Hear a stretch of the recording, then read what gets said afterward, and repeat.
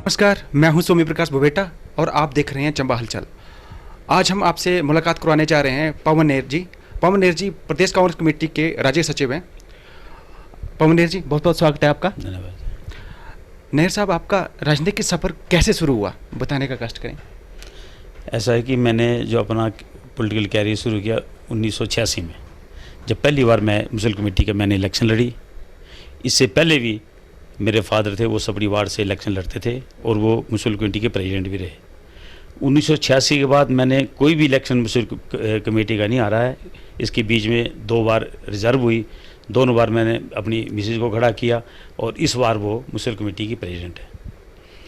इसके बाद मुझे कांग्रेस हाईकमान ने 2007 में मुझे विधानसभा की टिकट दी और उस वक्त मैं नया था, लोगों के साथ ज़्यादा जान पहचान में नहीं थी। फिर भी मैं चंबा के लोगों का एहसान बिल्कुल ज़िंदगी भर नहीं बोल सकता, क्योंकि उन्होंने मुझे 18,600 वोट दिए। 18,600 वोट के कम वोट नहीं होते हैं। उसके बाद हारने के बाद मैंने फिर आप मानेंगे नहीं, मैंने 1 हफ्ते के बाद ही अपने वर्करों की मीटिंग की और उनको एकजुट रखने की पूरी कोशिश की। 1-2 महीने के बाद ही हमारे जो प्रदेश अध्यक्ष ठाकुर कौल सिंह जी चंबा आए और लोगों ने इतना उनका स्वागतम किया। हालांकि लोग डरते हैं जिसकी सरकार हो कि हमारी किसी रिश्तेदारों की ट्रांसफर न हो जाए, परंतु लोगों ने इसकी कोई परवाह नहीं की और इतना जोरदार उन्होंने स्वागतम किया कि ठाकुर कौल सिंह ने मुझे जाते ही शिमला से प्रदेश कार्यकारिणी के सदस्य बना दिया और उसके कुछ महीने के बाद ही मुझे उन्होंने सेक्रेटरी हिमाचल प्रदेश कांग्रेस कमेटी का बना दिया। आज भी मेरे को सुखविंदर जी सुक्खू जी ने मुझे हिमाचल प्रदेश कांग्रेस कमेटी का द्वारा जो है सेक्रेटरी नियुक्त किया है। उसके बाद मुझे दोबारा फिर टिकट मिली 2012 में और मैंने जी जान से कोशिश की, परंतु आप लोगों को जैसे पता ही है कि मेरे छोटा भाई समझो उसको, वो खड़ा हो गया और उसने हमारे वोट काटे, जिसकी वजह से मैं हार गया। परंतु फिर भी मैं चंबा के लोगों का एहसान मैं दोबारा नहीं बोल सकता, क्योंकि मैं 1800 वोटों से रह गया ना, 900 वोट की सारी बात थी। तो अगर मैं चंबा के लोगों को पूरा विश्वास दिलाता हूं कि अगर मुझे दोबारा चांस मिला तो मैं आप लोगों को ये पूरा विश्वास दिलाता हूं कि चंबा की आन बान शान के साथ कोई समझौता नहीं होगा, डेवलपमेंट के साथ कोई समझौता नहीं होगा, चाहे सरकार जिसकी मर्जी आए। मैं अगर आप लोगों ने मुझे एक बार चांस दिया, क्योंकि 5 साल बीते, कोई टाइम, अब देख लो अगले साल फिर इलेक्शन आ गई, अगर मैं काम नहीं करूंगा तो अगली बार आपने मत देना वोट मेरे को। पर एक बार आप देखो, अगर मैं जीत गया फिर आपको बताऊंगा कि चंबा की डेवलपमेंट कैसे होती है। आपने कहा कि आपके ही छोटे भाई की तरह कोई बंदा खड़ा हो गया, उसकी वजह से आपको हार का सामना करना पड़ा। आपको नहीं लगता कि वो किसी कहने पर खड़ा था? नहीं, ऐसा तो मैं किसी पे इल्ज़ाम नहीं लगा सकता, क्योंकि हर एक आदमी अपनी अपनी सोच होती है इसमें। तो वो अपनी मर्ज़ी से खड़ा हो गया, उसकी अपनी मर्ज़ी थी। मैं नहीं समझता कि किसी के कहने पे खड़ा। हर्ष महाजन के बाद बड़ा चेहरा आप हैं, आप कैसा फील करते हैं? बिल्कुल फील तो मैं करता हूँ, क्योंकि मैंने कभी सोचा भी नहीं था कि मुझे कांग्रेस की टिकट मिलेगी और आज मेरे को टिकट हर एक आदमी जानता है और मैं पूरी कोशिश करता हूँ कि हर एक के दुख सुख में मैं जाता भी हूँ, आगे भी जाऊँगा। टिकट मिले चाहे ना मिले, पर मैं हर एक आदमी की दुख सुख में मैं जैसे पहले जाता हूँ वैसे अभी भी जा रहा हूँ। राजनीतिक अनुभव कैसा लग रहा है आपको? बिल्कुल, देखो अब मेरे को ये पता लग गया कि अपने कौन है दूसरे कौन है, पता लग गया सारे लोगों का भी, और लोग भी मेरे को जानने लगे हैं ज़्यादा। अभी मैंने मीटिंगें शुरू कर दी हैं। अभी मैंने एक काकड़ोलू में की, एक मैंने कुठेड़ में की, एक मैंने भड़ोता में की, आगे भी मैं मीटिंगें करने जा रहे हैं, ताकि कांग्रेस जो अगले साल जो इलेक्शन होने जा रहे हैं उसमें कांग्रेस की, हमारी जो चंबा की पाँचों सीटें कांग्रेस को आनी चाहिए। कांग्रेस कमेटी की तरफ से जब भी किसी को टिकट दिया जाता है तो उस टाइम खासकर चंबा में आपको नहीं लगता कि भी जो प्रत्याशी होता है उसको डिच करने की कोशिश रहती है? वो बेटा जी, ऐसा ये तो हर एक पार्टी में, चाहे कांग्रेस हो चाहे बीजेपी हो, हर एक आदमी के साथ कुछ ना कुछ तो वो ऐसे लोग होते ही हैं जो नहीं चाहते कि ये अगर ये जीत गया तो मेरी बारी नहीं आएगी। ऐसे तो हर एक कांग्रेस में नहीं, बीजेपी में भी है ऐसा। तो इससे अब क्योंकि लोग समझ गए, अब क्योंकि लोगों को चाहिए डेवलपमेंट। 2007 में जब मैं हार गया और उस वक्त हमारे बड़े भाई बीके चौहान जी जीते थे, तो इस बार भी वो जीते हैं। तो अब ये इनको मानना है कि मैं इसलिए काम नहीं करा रहा हूँ क्योंकि मेरी सरकार नहीं है। तो मैं अपने बड़े भाई बीके चौहान जी से भी ये पूछना चाहता हूँ कि जब 2007 में जब ये एमएलए थे और सरकार भी बीजेपी थी, तो मेरे को वो ये बताएं कि एक भी सड़क की कोई डीपीआर बनाई, या एक भी कोई प्राइमरी स्कूल खोला या एक भी कोई पॉलिटेक्निक कॉलेज खोला, कोई भी काम बता दे, हालांकि सरकार उनकी थी, एक भी काम उसमें नहीं हुआ। और ये चंबा जो मेरे अपने हिसाब से मैं कह रहा हूँ कि 25 साल जो है वो पीछे चले गए। आप कहते हैं बीके चौहान एमएलए बने, कोई डेवलपमेंट नहीं हुई। बिल्कुल, मैं बिल्कुल ये कह रहा हूँ। आप बता दो, आप भी देख रहे हैं 2007 से लेकर आज तक देख लो, या वो चलो काम नहीं भी होता, अभी तो इनको भरने की सरकार नहीं हमारी, पर जब 2007 में जब इनकी सरकार थी तब क्या किया इन्होंने?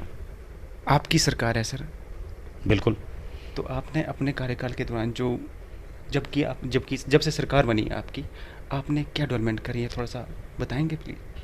अभी राजा साहब ने जब पहली बार चंबा में आए और पब्लिक मीटिंग हुई, हमने जितनी डिमांडें रखी, चाहे +2 स्कूल थे, चाहे वो प्राइमरी स्कूल थे, उन्होंने प्रायोरिटी पे, ये नहीं कि अनाउंसमेंट कर दिया हो गया, उन्होंने जाके दोबारा नोटिफिकेशन भी, वो स्कूल भी चालू, अभी भी चालू हैं।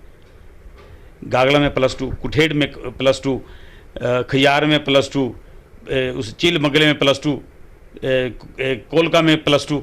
ये तो अब सामने की, और प्राइमरी स्कूल की तो हद ही, जो जितने मांगे उतने दे दिए उन्होंने। अभी आयुर्वेदिक हॉस्पिटल यहाँ खुल गया काकड़ोनू में, जितने मेडिकल कॉलेज अभी खुलने जा रहा है, अगले साल से चालू हो रही है क्लासेस। ये तो आपके सामने ही है, ये तो मेजर चीज़ें हैं ना। बाकी चीज़ें सड़क के तो जाल बिछा हुआ है। मेरे का 8-10 तो DPR बन गई अभी इस PMGY के अंडर। पवन जी, आपका फ्यूचर प्लान क्या है? देखो, ऐसा है कि हम ईमानदारी से काम कर रहे हैं और मुझे पूरा विश्वास है कि कांग्रेस हाईकमान बिल्कुल सोच समझ के टिकट देगी। बाकी जिसको भी टिकट मिलेगी हम उसके साथ जाएंगे।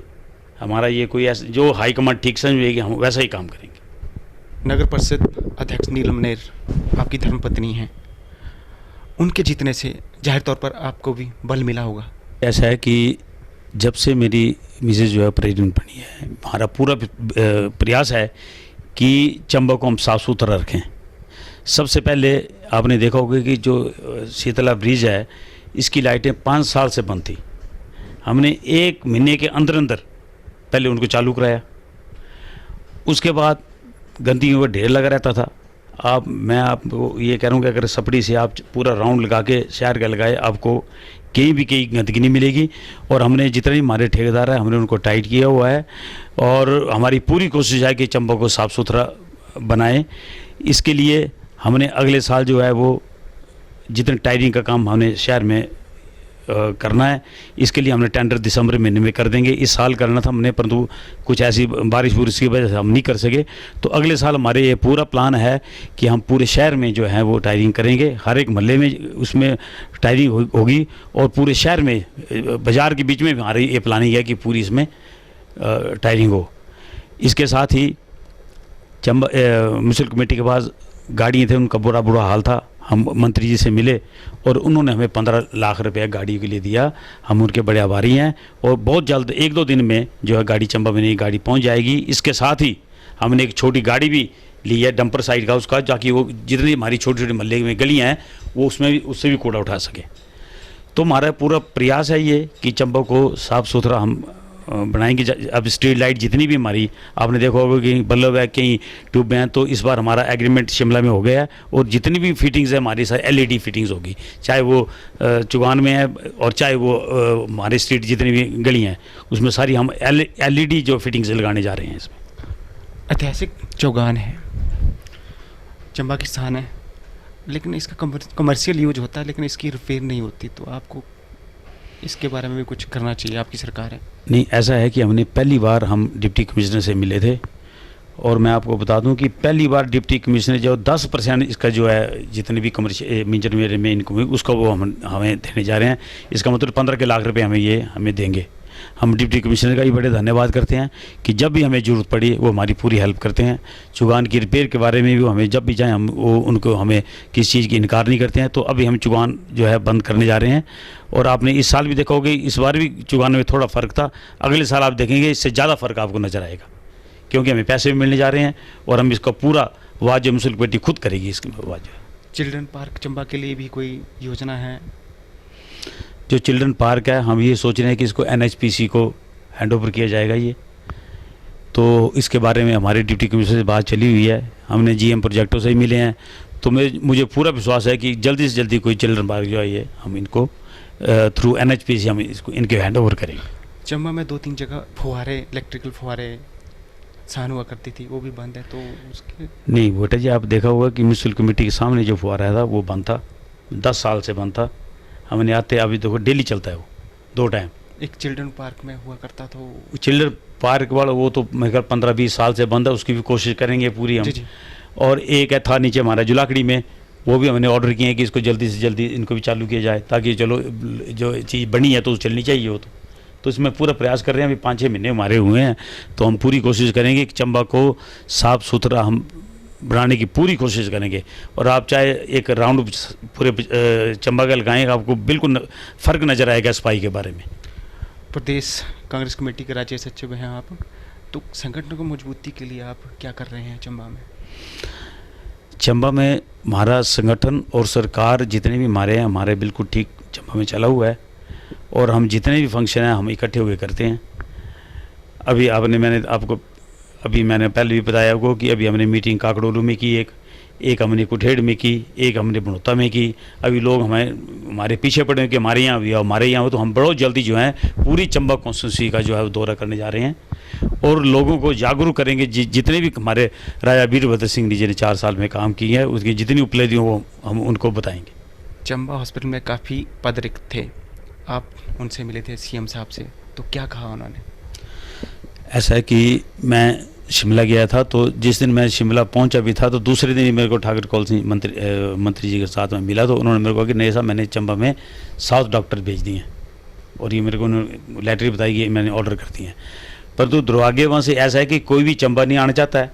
अभी मेरे ख्याल 3-4 डॉक्टरों ने ज्वाइन किया है, तो हम भी पूरी कोशिश कर रहे हैं जब भी शिमला जाते हैं तो डॉक्टरों के बारे में, क्योंकि डॉक्टर चाहिए हमारा जो है हॉस्पिटल में, ताकि लोगों को कोई असुविधा ना हो, क्योंकि लोगों को भी टांडा कोई चंडीगढ़ वगैरह जाना पड़ता है, तो हम पूरी कोशिश कर रहे हैं। बाकी हम राजा वीरभद्र सिंह और ठाकुर कौल सिंह जी का भी बड़ा धन्यवाद करते हैं कि उन्होंने हमारे चंबा में मेडिकल कॉलेज दिया। और आपने देखा होगा कि अभी जोर शोर से जो यहाँ प्रिंसिपल जो अपॉइंट किए लगे हुए हैं, और अगले साल जो है वो मेरी पूरा विश्वास है कि मेडिकल कॉलेज चालू हो जाएगा। मेडिकल कॉलेज का आपने जिक्र किया है, कांग्रेस के टाइम मंजूर हुआ है, लेकिन बीजेपी वाले लोग बोलते हैं कि ये बीजेपी के टाइम हुआ है। नहीं, वो तो आपको पता है, बीजेपी वाले बोलते हैं झूठ है सारा। बीजेपी के टाइम कैसे पूरी है, गुलाम नबी आज़ाद जी ने उस वक्त जब कांग्रेस के सेंटर में सरकार थी उस वक्त दी हुआ है, तो ये तो इनको तो झूठ बोलने की आदत है इनको, आपको तो पता ही है इनका। इसके साथ ही हमारा जो चंबा का जो बस स्टैंड है वो बहुत जल्दी तैयार होने जा रहा है। मेरे को लगता है कि 2-3 महीने में जो बसें नीचे शिफ्ट हो जाएंगी, बाकी जो काम वो चलता रहेगा। तो क्योंकि डिप्टी कमिश्नर से मेरी बात हुई थी, उन्होंने कहा कि हम बहुत जल्दी इसको नीचे शिफ्ट करने जा रहे हैं।